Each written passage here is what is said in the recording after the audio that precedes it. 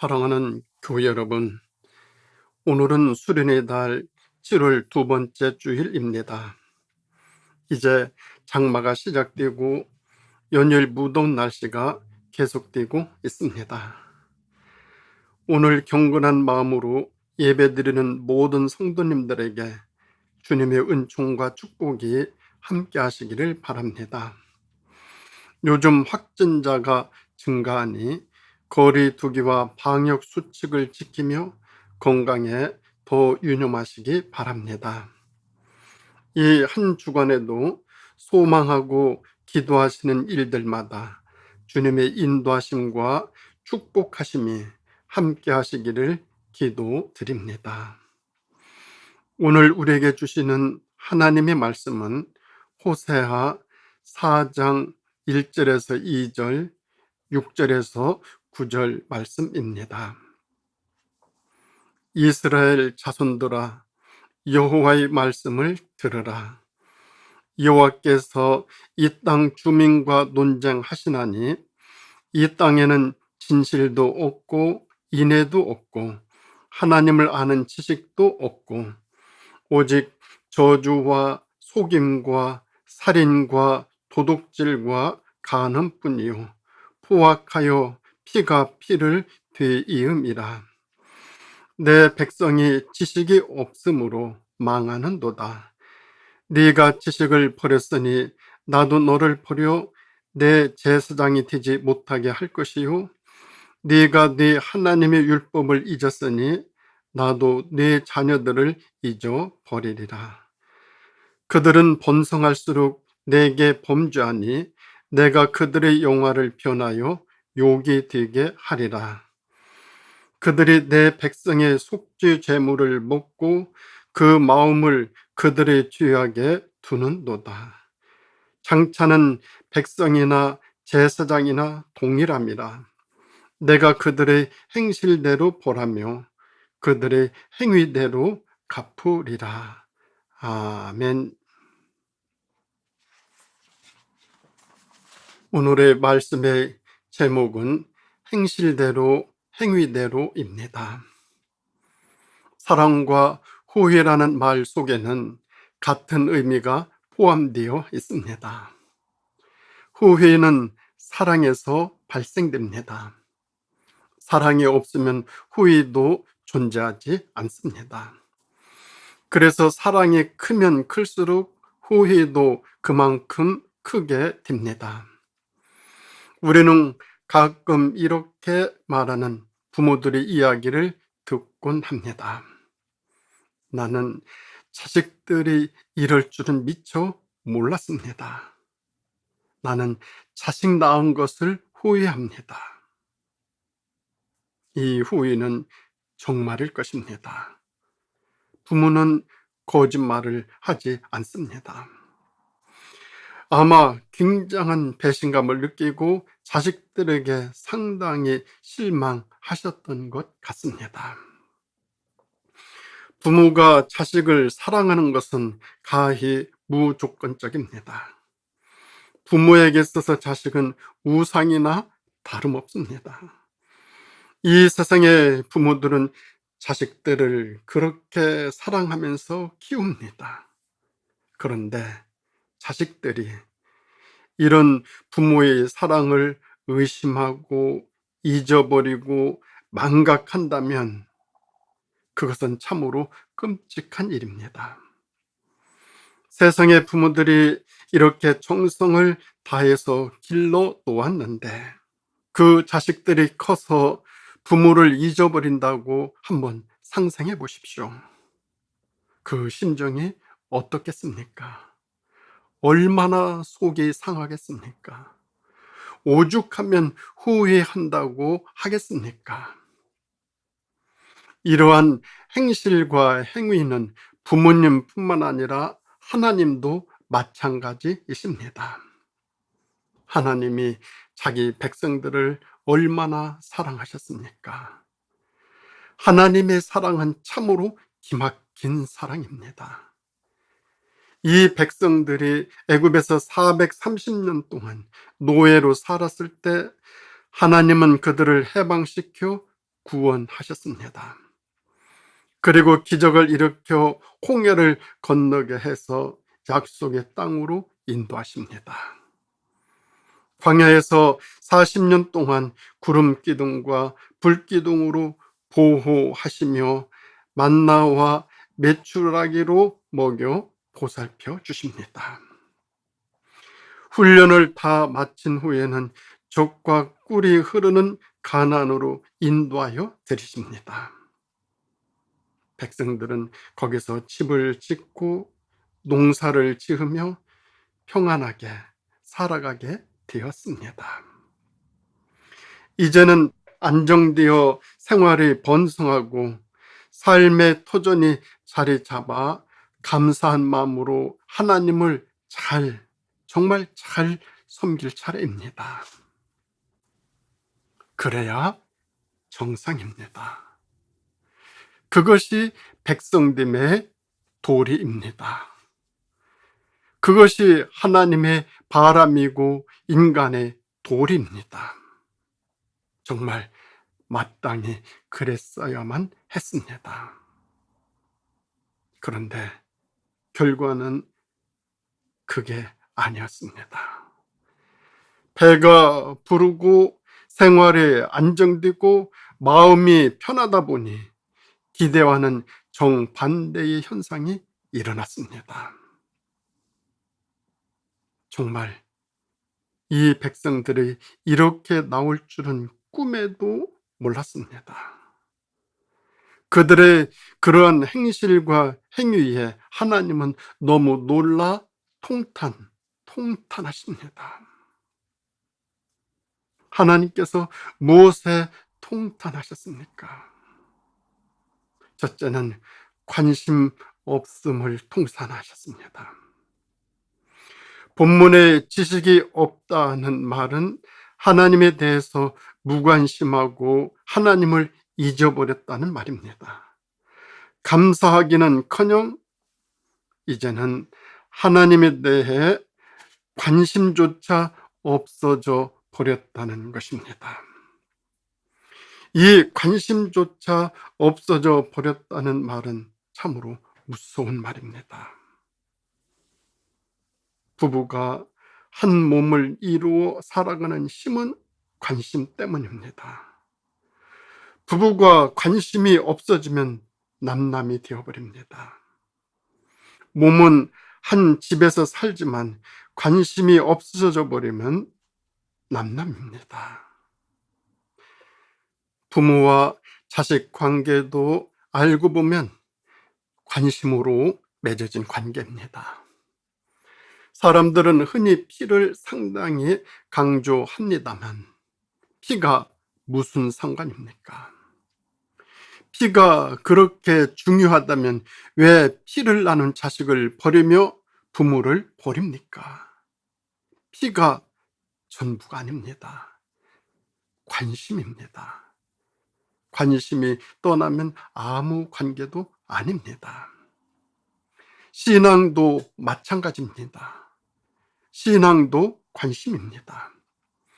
천국은 신앙인들에게는 소중한 곳이지만 관심이 없는 사람에게는 아무 소용이 없는 것입니다. 그래서 하나님은 내 백성이 지식이 없으므로 망한다고 애를 태우고 계십니다.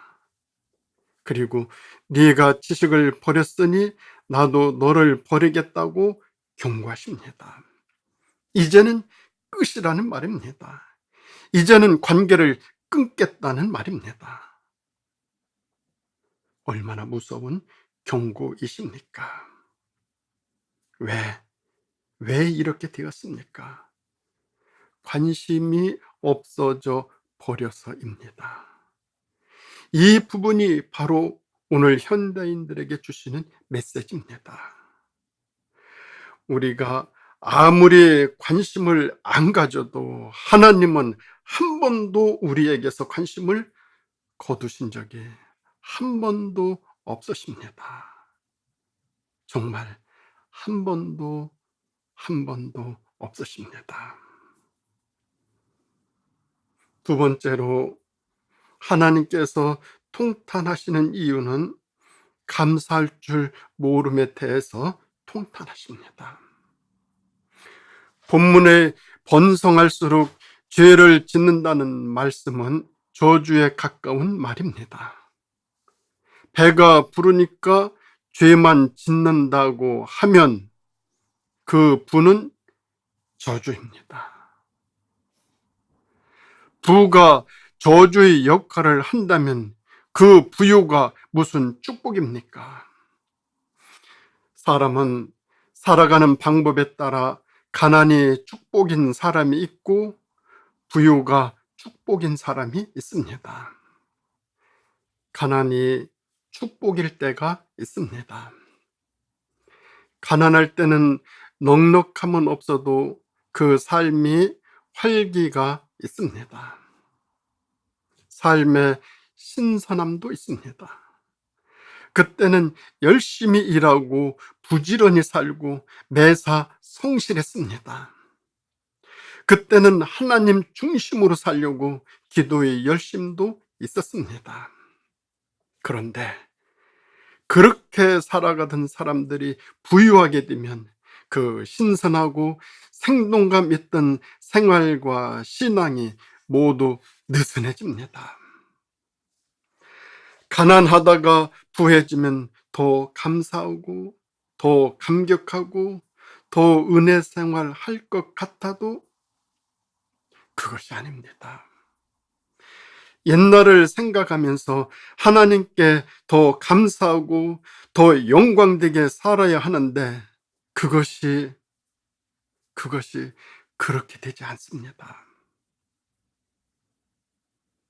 이 지점이 바로 인간의 한계이고 인간의 본능이 나타나는 지점입니다. 이 백성들이 얼마나 고난을 당하면서 살았습니까? 그러나 하나님은 그 고난 속에서 그들을 자유하게 만들어 가나안으로 들어가서 정착하도록 보호하고 인도하고 축복하여 안정되게 하셨습니다. 이 얼마나 감사한 일입니까? 그러면 감사하고 고마워해야 하는데 이 백성들이 생활이 안정되고 삶이 부해지니 엉뚱한 짓을 저지릅니다. 우상을 섬기고 무당을 찾아가고 하나님에 대한 관심은 멀어지기 시작합니다. 이것이 인간이 타락되어가는 과정입니다. 이것이 인간이 지닌 가장 큰 약점입니다. 그래서 이 땅에 이렇게 탄식이 많고 눈물이 많고 배은망덕이 많습니다. 사람은 이렇게 삶이 부해지고 안정되면 엉뚱한 짓을 저지르는 약점이 있습니다. 그래서 안정이 때로 경계의 선일 수 있습니다. 사람들이 거의가 이 지점에서 한눈을 팝니다. 선을 넘습니다. 법을 어깁니다. 결국 여기서 넘어집니다. 다윗이 쫓겨 다닐 때는 한눈 팔지 않았습니다. 그때 다윗은 몸도 정신도 신앙도 그토록 강할 수가 없었습니다. 그래서 그때는 실수도 없었고 시험도 없었습니다. 그러던 다윗이 언제 실수를 합니까? 나라가 평안해지고 왕권이 강화되고 태평성대를 누릴 때 그는 실수를 합니다. 방심합니다. 느슨해집니다. 그러다가 죄를 짓습니다. 이것이 문제입니다. 여기가 나락으로 떨어진다는 시초라는 것을 모릅니다. 노아가 언제 실수합니까? 노아는 세상이 악할 때 결사적으로 하나님 중심으로 살았습니다. 그때는 타락할 엄두도 내지 못했습니다. 실수가 어디 있습니까? 늘 긴장하며 살았습니다. 그런 그를 가리켜서 사람들은 의인이라고 불렀습니다. 그러던 그가 언제 실수를 합니까? 세상에서 악이 다 물러가고 홍수가 다 끝나고 포도 농사가 잘 되어서 대풍이 들었을 때 생활은 안정되고 배는 부르고 긴장이 모두 사라졌을 때 그는 포도주를 실컷 마시고 취합니다. 그리고 주정을 부립니다. 추태를 부립니다. 전 같으면 어림도 없는 일입니다. 그런데 긴장이 풀리니 그의 행실과 행위가 전과 같지 않습니다. 전혀 생각할 수도 없는 일을 너무 자연스럽게 합니다. 우는 사자는 삼킬자를 찾아 헤맨다고 합니다. 사실 알고 보면 우는 사자는 무섭지 않습니다. 사탄이나 사자가 무서운 얼굴을 하고 달려오게 되어지면 사전에 방어를 하고 정신을 바짝 차리기 때문에 물리칠 수 있습니다. 그런데 진짜 무서운 사자는 웃으며 다가오는 사자입니다. 사탄 중에서도 가장 무서운 사탄은 웃으며 다가오는 사탄입니다. 그런 사탄 앞에서 사람들은 방심하고 안심하고 있다가 속수무책으로 당하고 넘어집니다. 그래서 서양 속담에 여름날 하루는 겨울날 열흘보다 더 많이 음식을 썩게 한다라고 했습니다. 사람이 고생하고 고난을 당하면서 살아갈 때는 대부분 긴장하며 살아갑니다. 도전에 대비도 합니다. 그래서 그때는 비교적 실수가 적습니다. 그런데 사람이 형통하고 평안하고 배가 부르게 되면 방심하고 긴장이 풀려 실수하고 실족하고 실패를 합니다. 우리 살아가며 더 잘 될수록 나 자신에겐 더 엄격하고 이웃을 더 잘 살펴 덕을 베풀고 주님의 남은 고난을 깊이 이해하고 그 고난에 의미 있게 동참하며 모든 일에 감사하며 살아가는 삶은 하나님을 영광스럽게 해드립니다. 무척 하나님이 좋아하실 것입니다. 그런가 하면 세 번째로 하나님이 통탄하시는 이유는 회개가 없음을 통탄하십니다. 구약시대 백성들이 죄를 지으면 양을 끌고 제사장에게로 갑니다. 가서 제물을 드리기 위하여 양의 머리 위에 손을 얹고 내 죄를 네게 덮어 씌우노니 나 대신 네가 죽어다오 말합니다. 그러고 가서 양을 잡아 제물로 바칩니다. 이것을 신앙 용어로 대속이라고 합니다. 내 대신 죽어 주었다는 뜻입니다. 그러면 그 양에게 마땅히 미안한 마음을 가지고 마음의 가책을 받아 회개하고 다시는 그러한 죄를 짓지 말아야 합니다. 그런데 죄는 자기가 짓고 죄 없는 양을 죽이면서 전혀 가책을 느끼지 못합니다. 오히려 그것을 너무나 당연하게 여깁니다. 그 모습을 보시고 하나님이 한탄하십니다.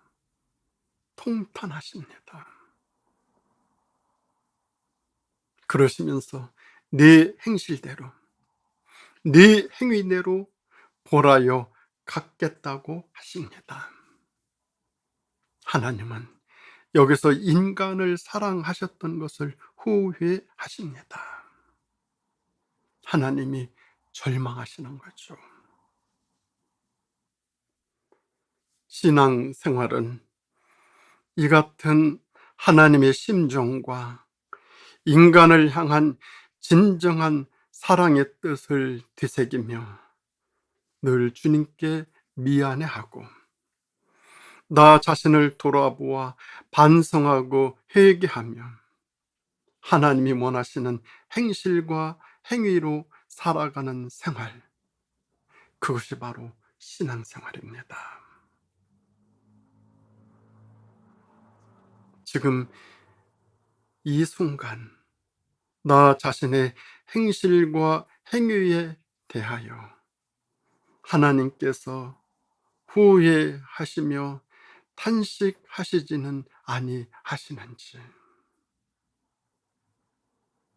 아니면 잘하였도다, 잘 살았구나, 칭찬하시며 면류관을 씌워 주실는지. 사랑하는 성도 여러분, 어느 음성 들으시기를 원하십니까? 기도하시겠습니다. 하나님 아버지, 저희들을 너무나 사랑하시는 그 사랑 잘 알고 있습니다. 그런데 그 사랑을 잊고 멀리하고 관심을 갖지 아니할 때 너무나 많습니다. 알다가도 잊어버리고 관심을 갖다가도 멀리하고 반복하며 어리석은 삶을 살아가는 저희들입니다. 용서하여 주시옵소서. 나의 모든 행실과 나의 모든 행위가 주님을 한탄스럽게 해드리지 아니하는 삶, 잘 살았구나 칭찬받을 수 있는 삶, 하나님으로부터 인정받는 삶, 그런 삶을 살아갈 수 있도록 인도하여 주시기를 예수님의 이름으로 간절히 기도드립니다. 아멘.